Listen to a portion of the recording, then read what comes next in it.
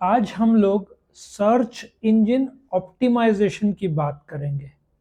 उसके पहले आपको पता है कि ई मार्केटिंग क्या होता है? ये एक प्रकार का ऑनलाइन या इंटरनेट एडवर्टाइजिंग है। एक समय ये जो ऑनलाइन मार्केटिंग है, इसका ओवरऑल रैंकिंग में 5th नंबर था। टेलीविजन, रेडियो, न्यूज़पेपर है ना, बहुत सारे थे। बट कोविड के बाद में टेलीविजन नंबर 1 पे है, सीधी बात है।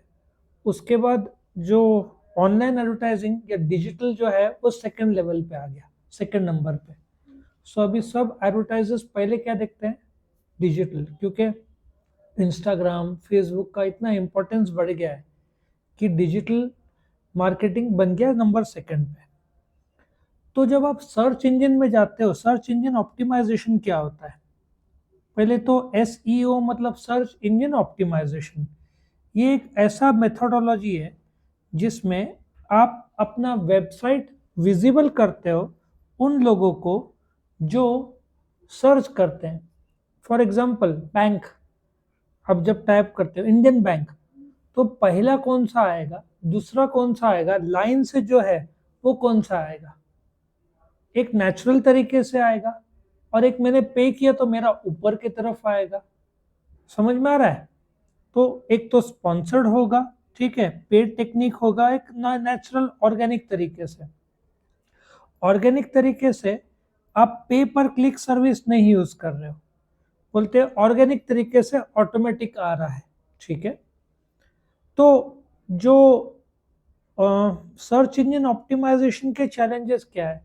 एक तो टाइम कंस्ट्रेंट है।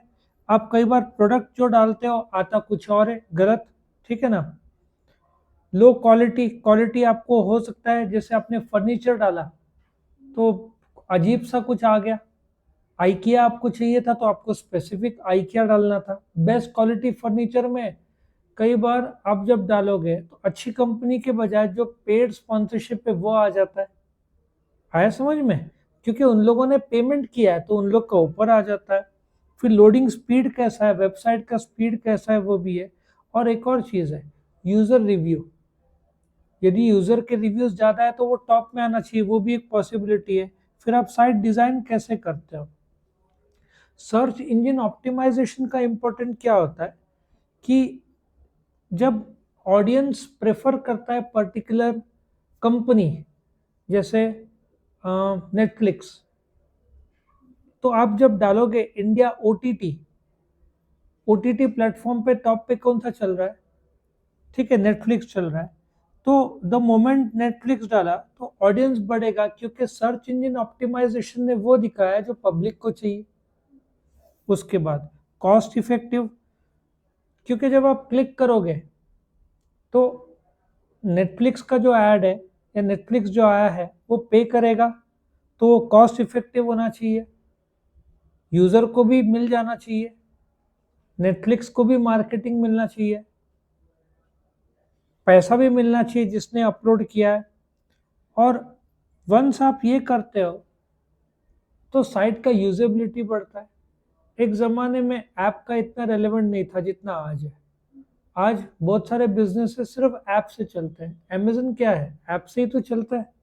उसका वेयर हाउसेस है, लेकिन डीमार्ट की तरह नहीं है, वो डार्क वेयर हाउस है, वहाँ से निकाल के देना। सो यूजेबिलिटी बढ़ता है। प्लस यदि आपका कॉम्पिटिटिव एज भी तो अच्छा होता है, क्योंकि सर्च इंजन में जैसे जस्ट डायल ले लो। जस्ट डायल में आपने कोचिंग क्लासेस डाला तो जिसने पेमेंट किया होगा उसका ऊपर आएगा, बाकी लोग का नीचे आएगा। तो उसमें आप ऐसा पेमेंट करके अपने आप को ऊपर भी ला सकते हो सर्च इंजन में। आया समझ में?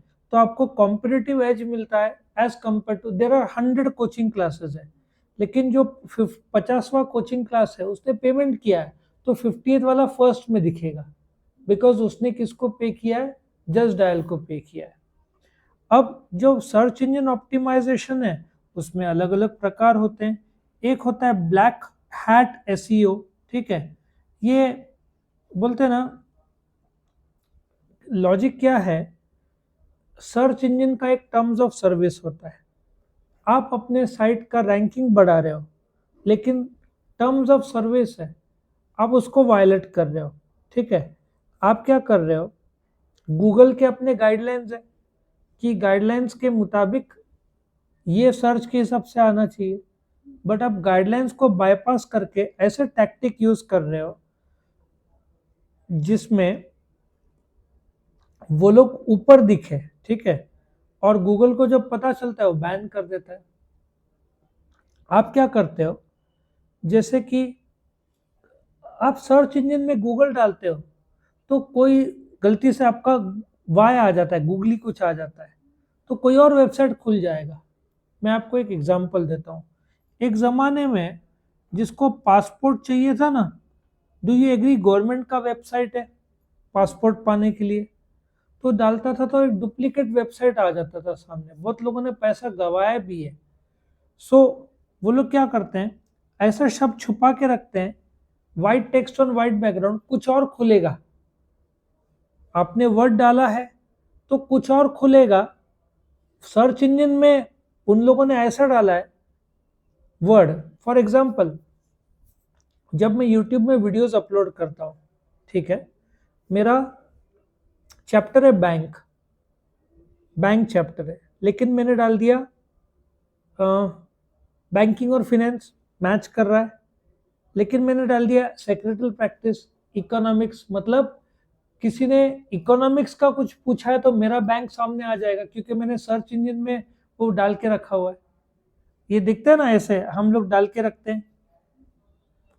तो आपने प्लेगरिज्म किया, दूसरे का कॉपी किया, साइटेशंस किया, डोरवे पेजेस, मतलब एक क्लिक आप करोगे तो दूसरा खुल जाएगा। तो ये बदमाशी प्राइवेट ब्लॉग नेटवर्क्स वाले ऐसे करते हैं। तो आप सर्च इंजन में डालते हो तो सर्च इंजन में नाम बराबर है, लेकिन आप क्लिक करोगे तो खुलेगा दूसरा पेज। सो उन्होंने बदमाशी किया। लॉजिक समझ में आया ना आपका? सो वेबसाइट वाला बदमाशी कर रहा है, आपने बराबर शब्द डाला, वो वेबसाइट भी खुला, लेकिन वेबसाइट पे क्लिक करते हो तो कुछ और में चला जाता है। इट मीन्स वो लोग फ्रॉड कर रहे हैं।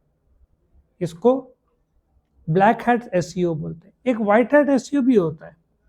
ये क्या होता है, आपका सर्च रैंकिंग बराबर आता है और गूगल के गाइडलाइन से बाईपास नहीं होता है, क्योंकि गूगल को पता चला तो वो ब्लैकलिस्ट कर देगा आपको। तो आप बराबर फॉलो कर रहे हो कि आप address, map, phone number, reviews सब आपके बराबर है, क्वालिटी, स्पेसिफिक स्टेटमेंट्स, वर्ड्स जो प्रमोट कर रहे हो, डिजाइनिंग। सो आपने जब डाला आर्किटेक्चर तो बराबर आर्किटेक्चर के वेबसाइट्स खुलेंगे, कोई दूसरा नहीं खुलेगा। लॉजिक समझ में आया? पहले बहुत होता था ऐसे फ्रॉड। तो आपको क्या करना पड़ेगा कि आपको यूजफुल कंटेंट डालना पड़ेगा, वर्ड्स डालना पड़ेगा, जिससे वही शब्द खुले। सो व्हाइट हैट एसईओ में आपने सपोजिटली डाला पूना, मैं आपको एक एग्जांपल देता हूँ। क्वेश्चन पेपर बीबीए, ठीक है, क्वेश्चन पेपर बीबीए डाला तो कई बार कुछ और वेबसाइट में चला जाता है जो बीबीए का संबंध में नहीं है। तो बेस्ट तरीका क्या है कि जब आपने 12th एचएससी डाला, 12th एचएससी क्वेश्चन पेपर, तो वो बराबर से वेबसाइट को ओपन करेगा जो क्वेश्चन पेपर 12th एचएससी का है। लॉजिक समझ में आ रहा है? क्योंकि जो आपने भरा हुआ है, मेरा वेबसाइट है, मेरा कॉमर्स का कोचिंग क्लास का वेबसाइट है, आपने डाला कॉमर्स का कोचिंग का वेबसाइट, मेरा बराबर खुलेगा। लॉजिक समझा? अब जस्ट डायल में कभी कभार ऐसा होता है, एक साइंस का स्टूडेंट जब इंक्वायरी करता है तो मुझे मैसेज आता है कि 12th साइंस का, तो मुझे लगता है कि जस्ट डायल वाला सबको मैसेज भेज देता है। तो कई बार ऐसे भी हुआ है, साइंस का लड़का मुझे फोन करता है, साइंस का क्लास लगाना है, इसका मतलब जस्ट डायल के इसमें कुछ प्रॉब्लम है, उन्होंने ठुस दिया है। सो व्हाइट हैट एसईओ मतलब जैसे स्टूडेंट्स गूगल में कुछ सर्च करते हैं, आपने कुछ सर्च किया कभी, ट्रैवल वेबसाइट, ठीक है, तो ट्रैवल वेबसाइट में क्या खुलना चाहिए, मेक माई ट्रिप खुलना चाहिए, गो आईबीबो खुलना चाहिए, सुना है वेबसाइट का नाम, लेकिन खुलता है होटल डायरेक्टली आ जाता है, इसका मतलब ब्लैक हैट हुआ। प्रॉपर ट्रैवल वेबसाइट खोलेंगे तो कोई गड़बड़ी किसी ने नहीं किया। लॉजिक समझ में आया? और ग्रे एसईओ क्या है, इसमें दोनों का कॉम्बिनेशन है। ये इस प्रकार से लोग करते हैं कि सर्च इंजन के गाइडलाइंस है ना, दिखता एक है तो खुलता कुछ और है। क्लिक बेट, अब ये क्लिक बेट क्या होता है, ये कई बार न्यूज चैनल में मैंने देखा है। मैं आपको बताता हूँ क्या होता है क्लिक बेट। क्लिक बेट एक बहुत बुरी तरीके से फंसाने का टेक्निक है।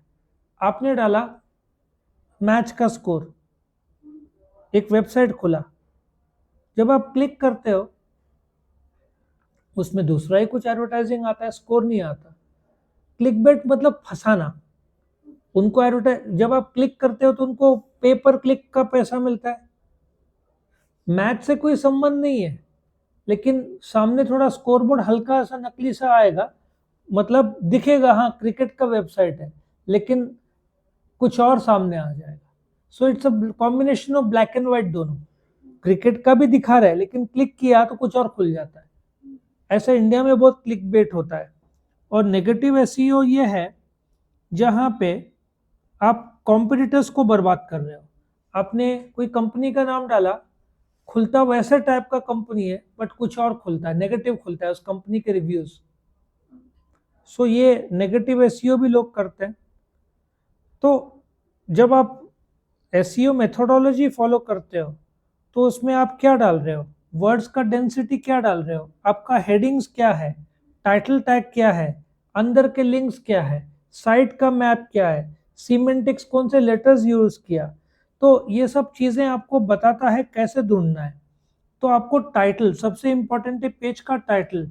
जैसे कि आपने commerce coaching classes in Nashik, sports बोलते ना, गेमिंग जोन्स इन नासिक, मल्टीप्लेक्स इन नासिक, तो बराबर खुलना चाहिए। बट कुछ और खुल गया तो ब्लैक या ग्रे में चला जाता है। सो आपको उसका टाइटल पेज बराबर होना चाहिए, हैशटैग बराबर होना चाहिए। क्योंकि जब हैशटैग आप लगाते हो कोई भी, जैसे कि वीडियोस हम अपलोड करते हैं तो 500 लेटर्स तक हैशटैग अलाउड है।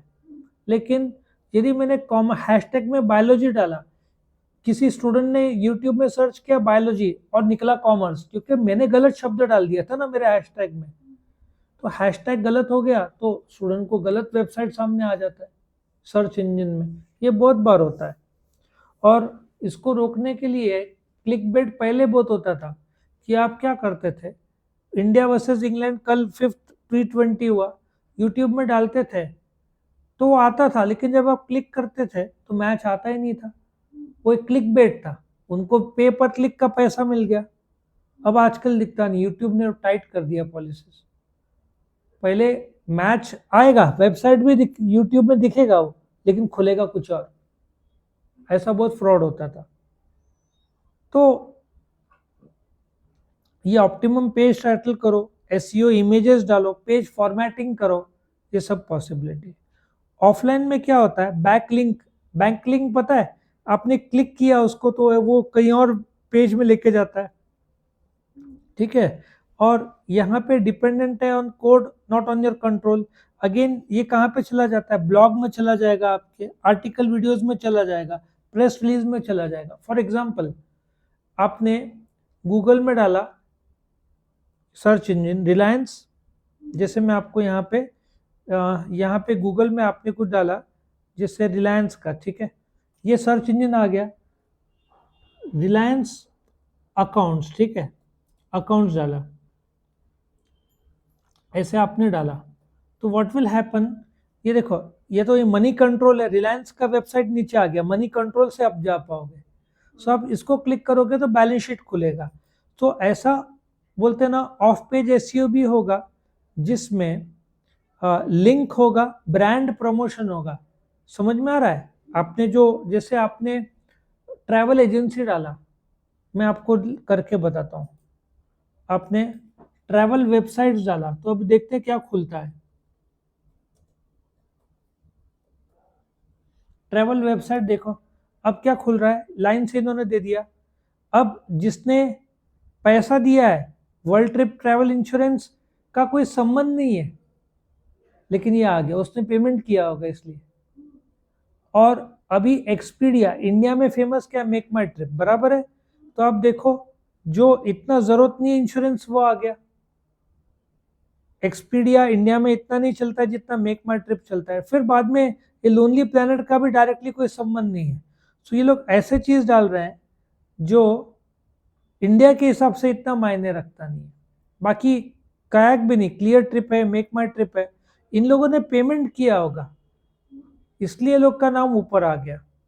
सो ये वर्क कैसे करता है, जब आपने नाम डाला तो वेबसाइट आ गया इनका। आप देखो क्या आ गया इधर, वेबसाइट आ गया directtrip.in, मेक माई ट्रिप। अब ये देखो ये वेबसाइट आ गया और आपका मोबाइल में ऐप भी होगा और दोनों कनेक्टेड होंगे बाय द मोबाइल नंबर।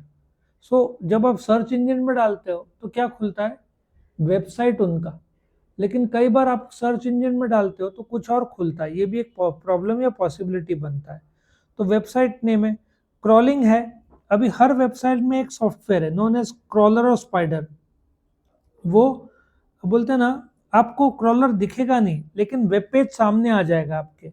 फिर इंडेक्सिंग आएगा कि आपको क्या चाहिए, 1 2 3 4 लाइन से आएगा। सर्च वर्क, फिर आपको वर्ड से पता चलेगा। एल्गोरिदम है जिससे आप पहुंच पाओगे कि कौन से वेबसाइट पे जाना है, कौन से कंटेंट में जाना है। तो ये शॉर्ट में आपका एसईओ के बारे में था। इससे आप पूरा लिख सकते हो कुछ भी, मतलब क्या क्या व्हाइट हैट और ब्लैक हैट और कंटेंट और मीनिंग, मेरिट्स डीमेरिट्स सब आपका इसमें कवर अप होता है।